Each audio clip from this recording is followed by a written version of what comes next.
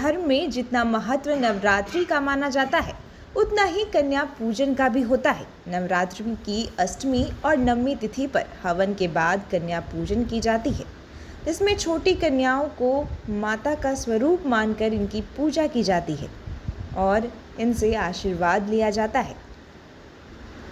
नवरात्रि के इस कन्या पूजन में न्यूज़ पीआर के editor in chief Sanjeet Srivastava और सीईओ पूजा श्रीवास्तव ने भी छोटी कन्याओं की पूजा की और साथ ही उनसे आशीर्वाद लिया। देवी माँ के स्वरूप इन कन्याओं की पूजा विधि विधान से की गई। न्यूज़ पीआर के एडिटर इन चीफ ने जहां कन्याओं के पैर धोए और फिर उन्हें चुनरी ओढ़ाकर भोजन करवाकर उनसे आशीर्वाद लिया, तो वहीं आपको बता दें कि कन्या पूजन का काफ़ी खास महत्व होता है, क्योंकि ऐसी मान्यता है कि बिना कंचिका खिलाए नवरात्रि पूरी नहीं होती।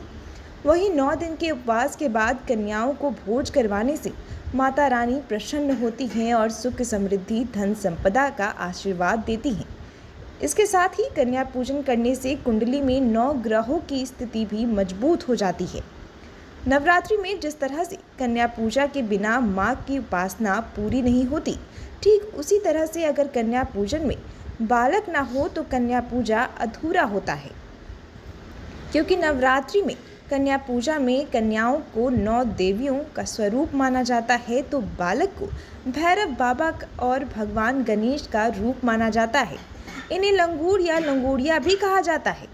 नवरात्रि कन्या पूजन में जिस तरह से कन्याओं की 9 संख्या होनी चाहिए, ठीक उसी तरह से बालकों की भी संख्या होनी चाहिए, क्योंकि एक बालक को भैरव तो एक को भगवान गणेश का रूप कहते हैं, क्योंकि भगवान गणेश की भी पूजा किए बिना पूजा अधूरी है।